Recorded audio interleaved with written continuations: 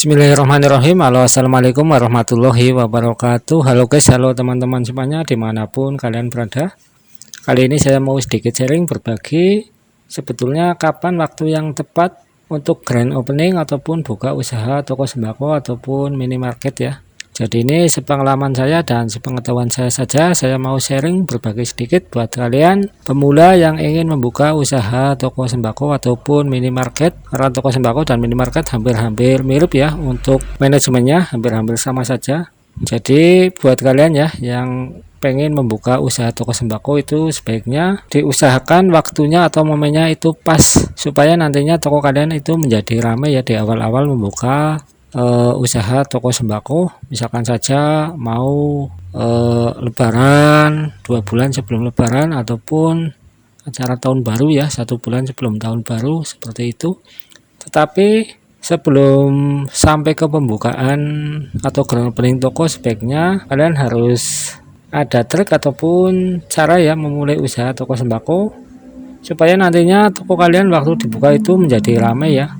Ada cara dan triknya supaya usaha toko sembako kalian atau minimarket kalian itu menjadi ramai ya. Jangan asal ada uang langsung buru-buru buka, tetapi buka toko sembako ya, tetapi momennya nggak pas dan nantinya toko kalian akan kurang laku ataupun sepi jadinya. Jadi sebelum ke arah grand opening, alangkah baiknya kalian ikuti cara-cara berikut ya untuk meningkatkan peluang sukses sebelum toko sembako kalian dibuka. Jadi harus diperhatikan dulu persiapan-persiapan sebelum membuka usaha toko sembako biar nantinya toko sembako yang kita buka menjadi ramai ya. Jadi yang pertama itu tentukan lokasi toko kalian yang bagus ya, jadi yang strategis. Kalau bisa wajib lokasi yang strategis ya toko kalian ya. Jangan pernah ibaratnya asal-asalan, jangan asal-asalan memilih tempat usaha toko sembako. Ini menurut saya ya penting sekali teman-teman. Jadi jangan asal memilih tempat untuk usaha toko sembako, tetapi harus dipikirkan untuk kunci kesuksesan bisnis sembakonya. Jadi yang pertama itu lokasinya harus bagus ya. Pada umumnya kan pelanggan memilih tempat terdekat yang mudah dijangkau untuk membeli bahan-bahan pokok di toko kalian guys. Jadi tempatnya kalau nggak strategis kan jadi pelanggan males ya, misalkan kejauhan ataupun di tengah-tengah sawah ataupun di depan kuburan ataupun apa kan jadinya nggak bagus ya, walaupun kurang strategis. Jadi terkadang juga kebutuhan akan produk sembako bisa muncul secara mendadak. Misalnya saja pelanggan ternyata kehabisan garam ataupun minyak goreng saat hendak memasak. Mereka pun pasti akan mencari toko sembako yang terdekat dengan mereka, nggak bakalan lari ke yang punya jauh ya, tetapi toko yang terdekat dari mereka untuk membeli kebutuhan tersebut. Oleh karena itu carilah lokasi toko yang bagus, misalkan saja padat penduduk, terus misalkan saja di tepi jalan raya ataupun jalan perumahan ataupun di pasar, komplek pasar. Intinya yang lokasi yang memiliki akses jalan yang mudah ya. Jadi nantinya menjadi pilihan yang ideal dari pelanggan guys. Jadi ini perlu diperhatikan sekali, jangan asal-asalan. Terus yang kedua itu lihat kompetitor lain ya, selain toko yang akan kita buka, kita lihat-lihat dulu kompetitor yang sudah ada di sekitar toko kita yang akan kita buka, apakah sudah banyak ataupun belum ya. Jadi harus diperiksa dulu apakah sudah ada toko sembako lain di sekitar lokasi tersebut. Langkah ini merupakan istilahnya kayak riset kompetitor guys. Jadi ini penting nggak penting tapi penting ya menurut saya ya. Tujuannya untuk memahami kekuatan dan kelemahan pesaing kita guys. Jadi itu perlu dipelajari juga. Jadi misalkan sudah ada kompetitor lain sudah kebanyakan, lebih baik ya kita cari lokasi lain guys. Juga istilahnya kita bisa mengamati kompetitor kita, jenis produk apa saja yang mereka tawarkan, harga jualnya berapa, pelayanannya bagaimana, hingga strategi promosi yang mereka lakukan bagaimana. Paling enggak kita harus sama ya, kalau bisa lebih tinggi sedikit ataupun lebih bagus lagi. Jadi nantinya toko kalian itu akan lebih lebih mudah untuk bersaing dengan kompetitor yang lain ya. Misalkan saja harganya lebih murah atau sistem pembayarannya lebih lengkap atau mungkin produknya lebih beragam ya di tempat kalian. Jadi itu juga perlu diperhatikan juga. Kemudian sesudah itu sesudah istilahnya sudah ada tempat yang strategis, terus kita sudah mengamati kompetitor lain, terus kita buat daftar jenis produk yang akan dijual guys. Jadi ditulis ya kebutuhan apa saja yang akan kamu jual. Kalau menurut saya itu fokus dulu pada 9 bahan pokok utama ya, misalkan saja kayak beras, gula, garam, terus kayak minyak goreng, terus ada LPG, terus mungkin susu, telur, itu ya, itu disediakan dulu. Jadi istilahnya produk-produk yang fast seller ya, atau yang cepat laku saja dulu. Jadi nantinya modal kalian enggak terlalu banyak ya, bisa diminimalisir dulu. Sesudah misalkan bahan-bahan pokok yang tadi sudah oke, sudah ada, misalkan masih ada modal, bisa ke produk pelengkap yang lainnya ya, yang dibutuhkan sehari-hari. Contohnya saja seperti kayak mie instan, mungkin kayak bumbu dapur, kemudian ada sabun-sabun, deterjen, mungkin aneka snack juga guys. Jadi itu juga istilahnya buat pelengkap saja.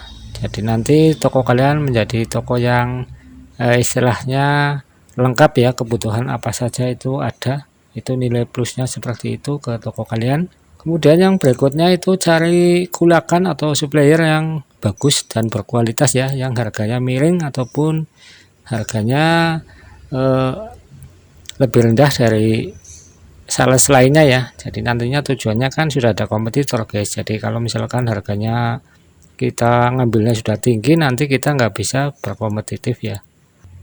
Jadi pilihlah supplier yang terpercaya, yang mampu menyediakan barang-barang sembako yang berkualitas dengan harga yang miring ataupun kompetitif guys. Jadi pastikan juga supplier tersebut sanggup mengirim barang ke dalam toko kalian dengan kondisi yang mungkin baik dan juga tepat waktu. Hal ini penting ya untuk menjaga kelancaran pasokan barang. Misalkan saja barang daganganmu di toko habis, nanti kalau nggak lancar otomatis akan tersendat ya toko kalian, stoknya akan tersendat. Jadi di samping itu juga ini guys, jangan tergantung sama satu supplier ya.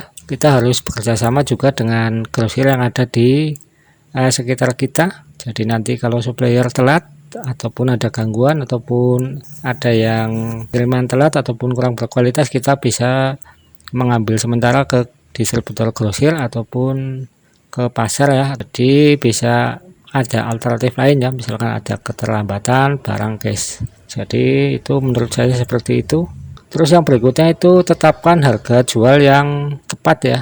Jadi misalkan kalau toko kalian harga jualnya terlalu mahal ya, nantinya juga akan sepi. Jadi harus melihat kompetitor yang ada, terus harga kalian harus sedikit lebih murah ya, biar nantinya para pelanggan nantinya ke tempat kalian ya, walaupun keuntungannya sedikit, tetapi kan barang yang dijual banyak sehingga jadinya banyak juga guys.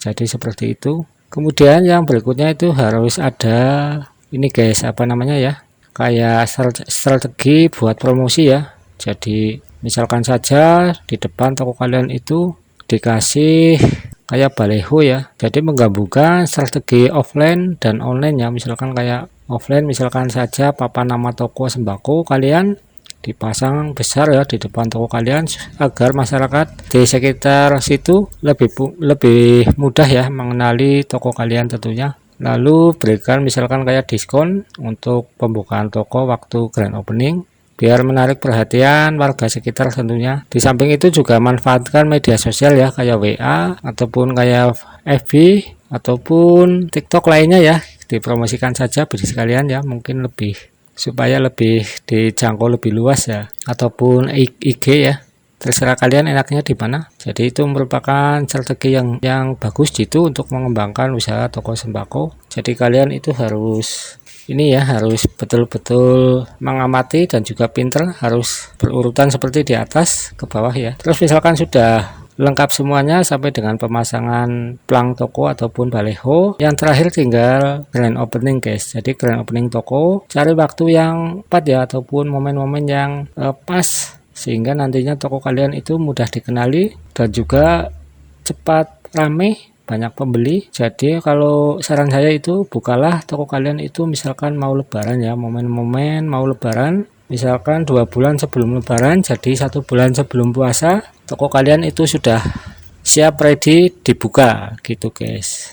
Jadi nanti pasti kalau mau lebaran itu pasti banyak orang-orang yang membutuhkan kebutuhan bahan pokok untuk membuat roti, membuat apa-apa itu pasti nanti toko kalian akan laku dan juga akan rame tentunya. Jadi misalkan baru buka toko rame, jadi nanti punya energi positif dan juga akan semangat tentunya guys. Atau misalkan kalau bukan lebaran, momen-momen lainnya misalkan saja menjelang tahun baru, 1 bulan sebelum tahun baru silahkan coba dibuka, nanti juga momen tahun baru, Natal dan tahun baru mudah-mudahan ada efek yang bisa menjadi toko kalian menjadi ramai tentunya guys.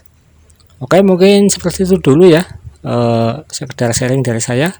Mudah-mudahan saja bisa menambah wawasan buat pemula yang ingin membuka usaha toko sembako. Mohon maaf apabila ada kesalahan. Jangan lupa bagi kalian yang belum subscribe, mohon dibantu subscribe-nya biar channel kami lebih berkembang dan bermanfaat tentunya. Saya akhiri, assalamualaikum warahmatullahi wabarakatuh.